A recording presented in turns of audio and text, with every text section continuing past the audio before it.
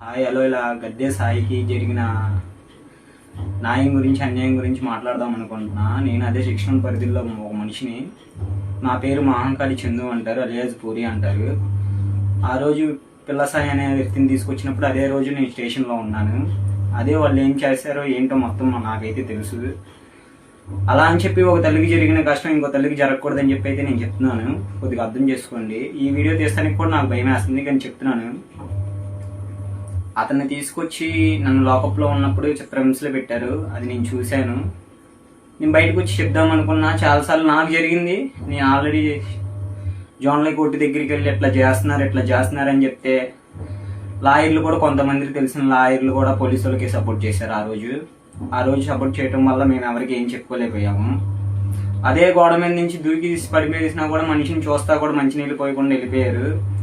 ఆ వ్యక్తిని వాళ్ళు ఏ విధంగా అయితే ఎక్కడి నుంచో తీసుకొచ్చి చిత్రహింసలు పెట్టి ఆ రోజు మాత్రం స్టేషన్లో చేసింది అదైతే ఎవరికి న్యాయం కాదు. నీకు లా తెలిసిన ప్రకారంగా అయితే నువ్వు ముద్దాయిని నీకు అరెస్ట్ వారెంట్ ఉందంటే నువ్వు పట్టుకొచ్చి ఎల్పీడబ్ల్యూ వారెంట్ అది కోర్టులో పెట్టాలి. కానీ ఇట్లా న్యాయంగా అన్యాయంగా అదే ఒక మనిషిని తీసుకెళ్ళి నువ్వు జైల్లో పెడితే వాళ్ళ అమ్మ తల్లి గారు బాగుందా బాగోలేదా నా కొడుకు ఉన్నాడని కూడా ఒక ఆచూకీ అనేది తెలుసుకుండేది వాళ్ళ అమ్మగారు. నువ్వు అలా అని చెప్పి జైల్లో పెట్టకుండా ఇంకా ఏం చేయకుండా ఇలా స్టేషన్లో అన్ని రోజులు ఉంచుకొని చిత్రహింసలు పెట్టి వాళ్ళకి ఏమీ చెప్పకుండా నీ మనిషిని చంపేశానంటే అది న్యాయం కాదు.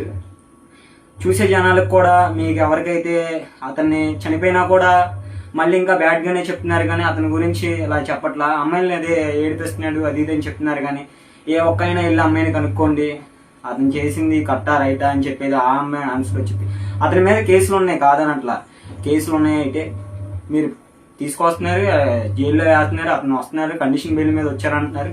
మర్డర్ కేసు మీద కూడా రీసెంట్గా రిలీజ్ అయినా కూడా మళ్ళీ దానికే ఇట్లా చేశారంటే మీరు ఇంకా ప్రభుత్వం పట్టించుకుంటారా? ఇక మమ్మల్ని ఎవరైనా పట్టించుకుంటారు చెప్పండి మీరు?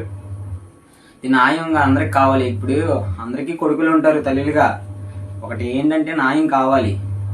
అతన్ని చంపమని పైనుంచి ఆర్డర్లు అయితే పంపించలేదుగా. అతన్ని చంపమని పైనుంచి ఆర్డర్లు అయితే రాలేదుగా. నువ్వు ఆర్డర్ రాకముందు నీ ఆ రోజైతే తీసుకొచ్చారండి. తీసుకొచ్చిన తర్వాత పైన సీలింగ్లు ఊడిపోతున్నాయి అని చెప్పి నేను అన్నాను. పైన ఫ్లైట్ అనేది వేస్తారనమాట. టౌట్ డిగ్రీ అని చెప్పి అంటున్నారు కదా. ఆ టౌట్ డిగ్రీ గురించి మీకు ఎక్స్ప్లెయిన్ చేయాలనుకుంటున్నాను. కాస్త మీరు వింటే బాగుంటుంది. ఆ టౌట్ డిగ్రీ అనేది ఎట్లా అంటే ఇప్పుడు చాలా మంది టౌట్ డిగ్రీ అంటున్నారు కానీ టౌట్ డిగ్రీ ట్రీట్మెంట్ ఎవరికి తెలియదు అసలు. అది ఇప్పుడు మన టౌట్ డిగ్రీ అనేది ఎట్లా అంటే ఒక డ్రై ఐస్ లాంటిది. మన ఫ్రిడ్జ్ లో పెట్టే కరెంట్ ఐస్ క్రీమ్ ఉండిద్దిగా అండి. అది మొత్తానికి కరెంట్ ఇచ్చే ఐస్ క్రీమ్ తీసుకొస్తారనమాట. తీసుకొచ్చేది మగోడికి అయితే ఎక్కడైతే ప్రాణం ఉండిద్దో అక్కడ పెట్టేస్తాడు. అక్కడ పెట్టేసి నానా చిత్రహింసలు పెడతారు. మనం చేసినవి ఒప్పుకున్నా కూడా ఇంకా అతను ఇంకా ఏమన్నా మేము చెప్పిన వరకు ఒప్పుకోవాలని చెప్పి ఇట్లా ఒప్పించే పద్ధతులు చేస్తారు. మేమేమన్నా ఇట్లా కోర్టులో మేజిస్ట్రేట్ గారికి ఇట్లా చెప్తామన్నా కూడా మీరు చెప్పొచ్చిన తర్వాత మీ మీద అయి పెడతామని బెదిరిస్తారు. తెలుసుకోడా అండి, ఇది ఎవరు పట్టించుకోకపోవటం. మనిషి చావండి మామూలు విషయం కాదు. చంపే హక్కు లేదు మనకి రాజ్యాంగంలో రాసినంత పరగన. అంటున్నాయని ప్రిజనల్ మాత్రమే అతను సిటీ పడినోడికి అనుమానితులు మాత్రమే. కానీ ఆయన మన జిల్లా కారాగారం అంటారు. కానీ తప్పు చేసినోడికే మనం జైల్లో పెడతారు. జైల్లో పెట్టిన తర్వాత తప్పు విచారించేది కోర్టు. అది అతను తప్పు చేశాడా అది లేనా అన్నది ఇంకా షార్ట్ షీట్లు పడిన తర్వాత కేసు విచారణ అయిన తర్వాత తెలిసేయన్నీ.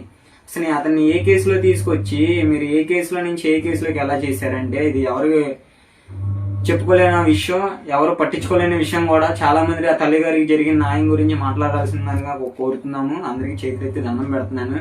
నాకు జరిగినట్టే ఇంకా వేరే వాళ్ళకి జరిగితే వాళ్ళ తల్లి గారు కూడా ఒకటే చెప్తున్నారండి, నా కొడుకు జరిగినట్టే మీకు ఎలా జరిగితే మీరు ఊరుకుంటారా? ఆ రోజు నేను ఉన్నా కాబట్టి, ఆ రోజు నేను ఆ పక్కన ఉన్నా కాబట్టి ఈ రోజు వీడియో తీసి చెప్తున్నాను. ఈ వీడియో తీసినంత మాత్రాన వాళ్ళు నన్ను ఏదో చేస్తారని ఇదేం కాదు. ఎవరన్నా చనిపోవలసిన వాళ్ళమే మనుషులు అన్నాక. ఎవరు భూమి మీద శాశ్వతంగా బతుకు. కానీ తప్పులు చేస్తా ఉన్నా కూడా ఈ అధికారం పట్టించుకోవట్లేదు. ఈ అధికారం ఏమైపోయింది, అధికారం ఏంటి, యూత్ ఏంటి? అదే ఓట్లు వేసేటప్పుడు అమ్మ ఏం చెప్పి అడుగుతారు. ఓట్లు వేసిన తర్వాత గెలిచిన తర్వాత ఇంకోలాగా చేస్తున్నారు. అది మనకి మనలో ఉండిద్ది. మనం ఓటు వేసేటప్పుడు అది మనలో ఉండాలి. ఏది మంచి ఏది చెడ్డో మనం ఎలా అని చెప్పి అలా మాటలు వినేసి అలా పడితే అలా చేస్తున్నాం. అది కరెక్ట్ కాదు. అతని గురించి 28వ తారీఖు 29వ తారీఖు చెప్పారు. అది అస్థికులు ఏంటియో తన ఏంటియో ఇవ్వాల్సిందిగా కోరుతున్నాం. అసలు చంపే రూల్స్ లేదు. దీనికి అర్థమైన వ్యక్తిని పేర్లు అయితే చెప్తున్నా వినండి. నా తల్లి గారికి చెప్పడం రాట్లా. తల్లిగారికి. నేను తల్లిగారి పొజిషన్లో నేనున్నా కూడా అలాగే చెప్తాను అనుకోండి. నేను చెప్తున్నా, ఎస్ బాబులో ఒకటి, నాని అనే వ్యక్తి 8 టౌన్ అతను ఇటు 6 టౌన్కి వచ్చాడు, అతను ఒకళ్ళు. ఆ రోజు ఉన్న సాయిని పట్టుకొని కొట్టేటప్పుడు చూసిన వ్యక్తి నేను స్టేషన్లో. సార్ సీలింగ్ పైన తెగిపోయిందా అన్నా కూడా వదల్లా. ఆ రోజు నన్ను ఎందుకు పంపించారో స్టేషన్లో నుంచి నాకేం తెలియట్లా. నేను క్రిమినల్నే, నన్ను పట్టుకోవచ్చు, కానీ ఆ రోజు నన్ను ఉంచొచ్చు స్టేషన్లో. దేనికి ఉంచలా? అసలు ఏం చేద్దామని చెప్పి మిగతా ఉన్న వాళ్ళందరినీ పంపించేశారు. ఆ సాయి అనే అన్నతో పాటు ఉన్నోళ్ళు మాత్రం నోరు తెరిచి నిజం అనేది బయటికి చెప్పాల్సిందిగా కోరుతున్నాను. సాయికే జరిగింది, తర్వాత నీకు జరగదని ఏంటి? తప్పు చేయొచ్చు, తప్పు చేసామంటే కోర్టు ఉండిద్ది, కోర్టులో మేజిస్ట్రేట్ గారు ఉంటారు, వీళ్ళు ఉంటారు. మరీ అంత అన్యాయం అయ్యే తప్పు అయితే ఎవరు చేయలేదు. పిల్లల్ని మానబంధం చేసేవాళ్ళని, మర్డర్లు చేసేవాళ్ళని, అమ్మాయిని ఎత్తుకెళ్లే వాళ్ళని వాళ్ళని శిక్షించవచ్చుగా. మన రాజకీయం రాసింది ప్రకారంగా, మన రాజకీయం రాసినట్టు మనకి చంపాలని రూల్ లేదు. రూల్ నువ్వెందుకు తీసుకొచ్చో, నువ్వెందుకు పెట్టావు అని అడుగుతున్నాం మేము. దానికి చెప్పాలి ఆన్సర్.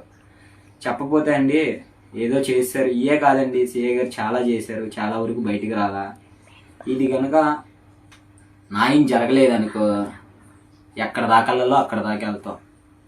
ఒక చావుతో ఆగేదైతే కాదు ఇది, చెప్తున్నాను. ఒక తల్లిగా ఎంత బాధపడుతుందో అందరం చూస్తున్నాము, అంతా వెళ్తుంది, వీడియో మొత్తం బాగుతుంది. అలాంటిది నువ్వు మనిషిని తీసుకెళ్ళిపోయి మనిషి తల్లి గారికి ఒక ఆఖరి చూపు కూడా చూపు కట్టకుండా నువ్వు అయ్యి అని చెప్పి డబ్బులు గిబ్బులు అని చెప్పి అయ్యి ఏం చేద్దామని? నీకు యూనిఫామ్ ఇచ్చింది, 5 ఏళ్ళతో అన్నం తినమని, నలుగురికి మంచి చేయమనే కానీ నలుగురిని చంపేమని అయితే నీకు ఉద్యోగం ఇవ్వలా. అర్థమైందా సార్ గారండి? మీరు చేసిన పనులు ఎంతో పాపం కాదు, మీ పిల్లలకి తలగొచ్చు. బాబురావు వింటున్నావా? బాబురావు మనిషి, నీకే చెప్తున్నా, మనిషిని నరకంగా కొడుతున్నావు నువ్వైతే. నా దగ్గర వీడియోలు కూడా ఉన్నాయి. మీరు ఎవరైతే కొడుతున్నారో మమ్మల్ని, మాకు అన్ని హాస్పిటల్లో రిపోర్ట్లు వీడియోలు అన్నీ ట్రై చేసి 3rd డిగ్రీ అంటున్నారు కదమ్మా, అన్నీ మాకు తెలుసు.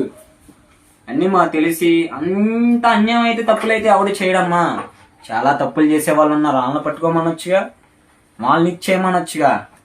మనిషిని చంపేసి నేను లాస్ట్గా ఒకటే మాట చెప్తున్నానండి, నాకు ఈ వీడియో చూసి ఒక అవకాశం ఇస్తే ప్రెస్ మీట్ ముందు మాట్లాడతాను నేను. లేదు కూడదు అంటే మీ పని మీరు చేసుకుంటా అంటే, ఆ రోజు మాత్రం అతనికి జరిగేటప్పుడు మాత్రం నేను పక్కన ఉన్నా, పలానా డేటు, పలానా తారీఖు, పలానా రోజు, పలానా దగ్గర నుంచి నన్ను తీసుకుని వెళ్ళారు, పలానా గవర్నమెంట్ హాస్పిటల్ నుంచి నన్ను తీసుకుని వెళ్ళి అట్లా అయ్యి అని చెప్పి మాయమూర్తులు పెట్టి స్టేషన్లో వేయగానే పిల్లసాయి అనే వ్యక్తిని నేను చూశాను, అతని బాధ చూశాను, అన్నీ చూశాను. అతనికి ఏం చేశారో కూడా నాకు తెలుసు. చాలా మంది చెప్పొద్దు ఇలా, నీకు ఏమైనా ప్రాబ్లం అయితే అనుకుంటున్నారు. అవునే, ఇప్పుడు అతనికి జరిగిన ప్రాబ్లం నాకు జరిగిన నష్టమేమి ఉండదు. నా తల్లి ఇట్లాగే బాధపడిద్ది. ఈ వీడియో దయచేసి అందరూ లైక్ చేసి, చాలా న్యాయం జరగాలని కోరుతున్నాం. మనకి ఏమీ వద్దు, న్యాయం అనేది జరగాలి. మన ఆంధ్రప్రదేశ్లో న్యాయం అనేది లేకపోతే ఇంకెక్కడి నుంచి రావచ్చుదండి? రాదు కదా. షో ఉంటా. ఓకే.